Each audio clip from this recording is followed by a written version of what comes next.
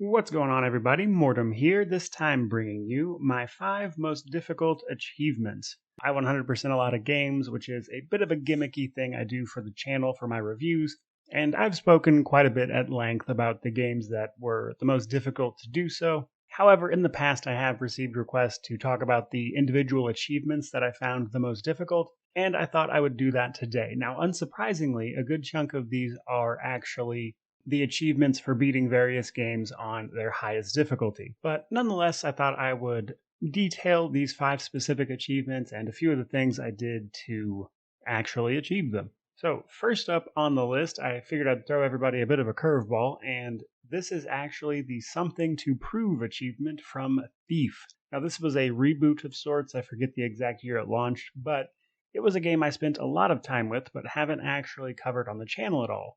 Now, in this particular iteration, you are, of course, a thief, and as you might imagine, the game revolves quite a bit around thievery. However, it also has a custom difficulty modifier, which allows you to change various aspects of the game individually, which then gives you a point score for the difficulty of the game. Something to Prove requires you to beat the game with a difficulty score of 700 or higher, which basically means you have to make the game much more difficult for yourself. And I struggled with this achievement on one particular boss. The captain of the guard, if you will, is a boss towards the end of the game, and in order to beat him, you have to open up 3 steam valves to open a door to sneak past him. Now, it is possible to just kill the guy, or knock him out, whatever. However, with the difficulty modifiers that I had to use to get up to 700 points, I had to go through the game with no knockouts and all stealth, which meant not actually fighting this guy, but sneaking around him.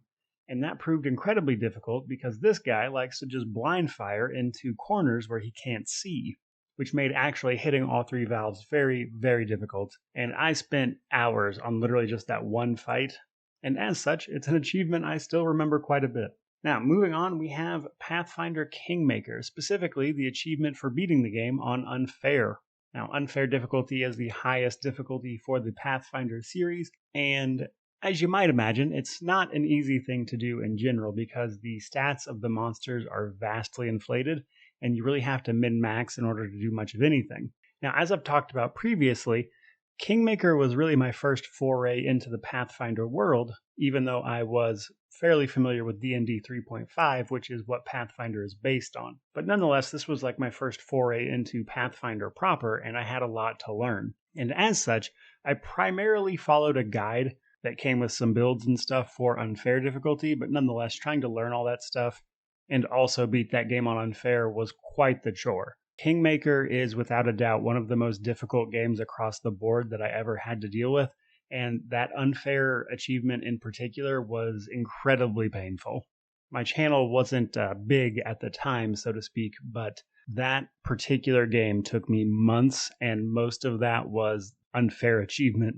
So needless to say, that one definitely tops the list. Now, third on our list, we have Divinity Original Sin 2's Honor Mode. Now, this achievement was basically when I started kind of doing this for reviews and views and everything. And as such, this was one of the first games I tackled specifically with doing it at the hardest difficulty in mind for content.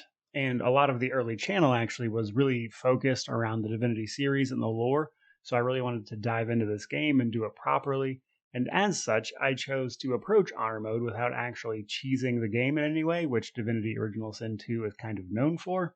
And honestly, I wound up making this particular achievement a bit harder than it needed to be. But nonetheless, I will remember my Honor Mode run from that game for quite some time because it was an incredible feeling of accomplishment when I finally did it and got the achievement. Now, second on our list, we have the Path of the Damned achievement for Tyranny. Now, Tyranny is a CRPG from Obsidian that came out in between Pillars 1 and Pillars 2, if my memory serves. However, in comparison to both of the Pillars games, Tyranny is brutally difficult.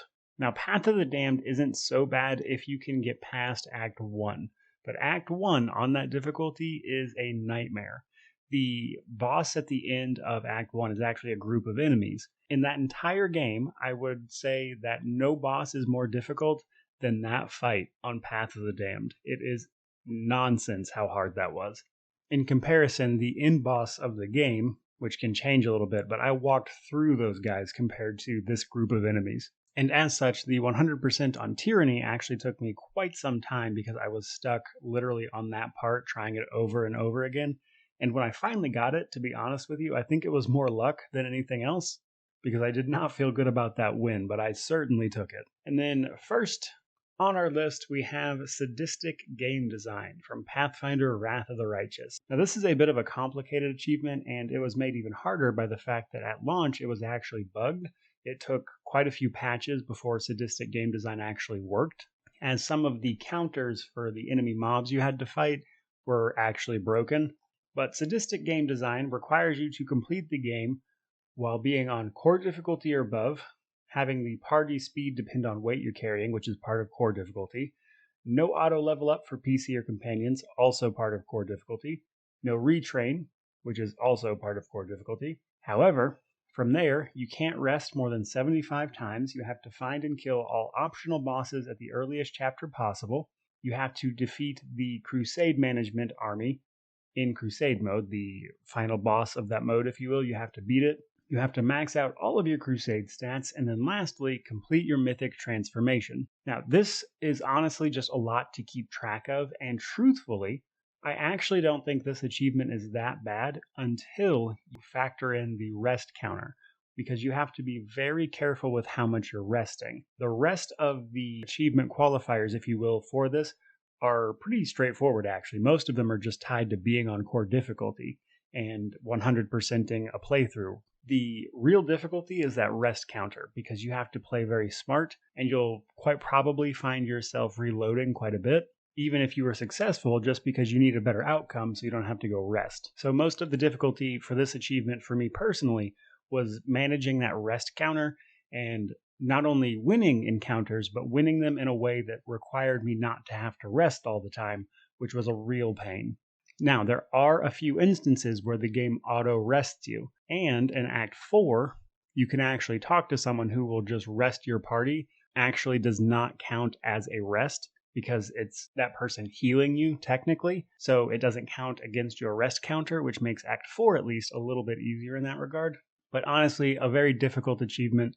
It was bugged again when the game came out, and I would say that achievement in particular is probably harder than the unfair difficulty for the game, in my opinion. There you go, guys. Hope you enjoyed the video. If you did, please remember to like, comment, subscribe, all that YouTube jazz. Let me know down below what achievements in particular that you struggled with. I'd love to hear about it. But regardless of any of that, truly, just thank you so much for watching. May you wander in wisdom and have an amazing day.